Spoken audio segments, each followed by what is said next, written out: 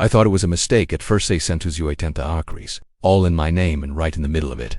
An entire HOA neighborhood. The lawyer looked me dead in the eye. This is all yours now. Houses, roads, even the clubhouse. I couldn't believe what I was hearing. It turns out my grandfather owned everything. He never sold it to the HOA. They just built around it over time, and no one questioned it. Until now.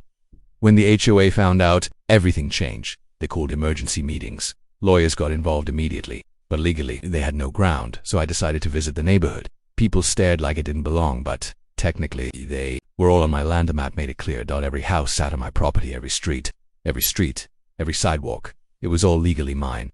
That's when an idea hit me. If this was my land, then they were technically tenants and tenants pay rent. So I drafted a notice. Simple, legal, and direct. New land usage fees. Effective immediately. React. Explosive. People were furious. Some thought it was a scam. Others threatened lawsuits. But the paperwork didn't lie. The HOA president confronted me directly. "You can't do this," she said. I calmly showed her the documents. She had no answer.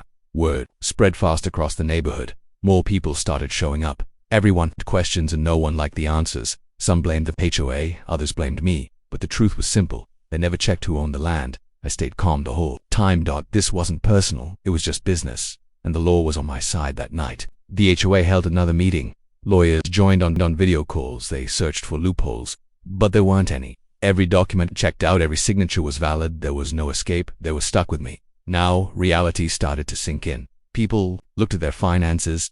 This wasn't a small feat. It changed everything. I wasn't trying to ruin lives, but I wasn't going to ignore this either. This land had value and I had every right to it.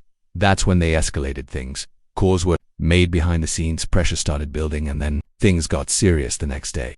Police showed up. Someone had called them on me. I knew this moment would come and I was ready. The officer asked a few questions. I handed over the paperwork. He read it carefully and everything changed. He looked at me and nodded, then turned to the crowd. "This checks out," he said. Silence fell instantly. No one expected that. The room went quiet. Even the HOA president froze. Reality had hit hard. For the first time, they had no control. No authority left. Everything shifted. Overnight. Now they had to deal with me. On my terms. On my land. There was no going back. So we sat down again. This time, different tone. Less anger. More negotiation. I offered structured payments, clear and fair terms. No surprises.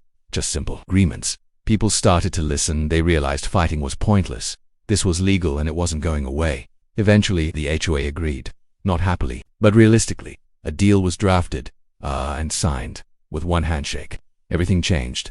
Conflict turned into contract and control became official. Life slowly returned to normal. No more shouting, no more chaos. Just a new reality. People started paying the fees. Some were grumbling, some quietly complying.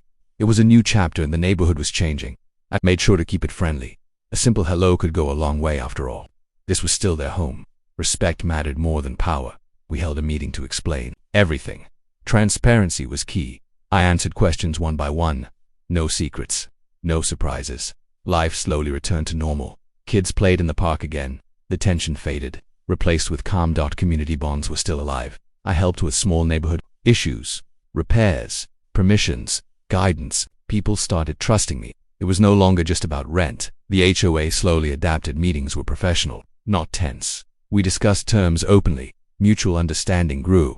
I managed the land professionally. Fees, paperwork, and planning became routine. It wasn't complicated. Consistency kept everything smooth. People learned to pay digitally. No chaos, no confusion. It became normal very quickly. Routine replaced panic. I monitored the neighborhood quietly. Every home maintained. Every street clean. Order brought peace, and residents appreciated it. We created fair policies together. No more surprises. No more conflicts. Everyone knew the rules. Transparency built trust. I wasn't just the landowner. I became a guide for the community, helping with small issues. Built goodwill. Neighbors slowly started smiling again. Evenings were peaceful now. The streets quieted down.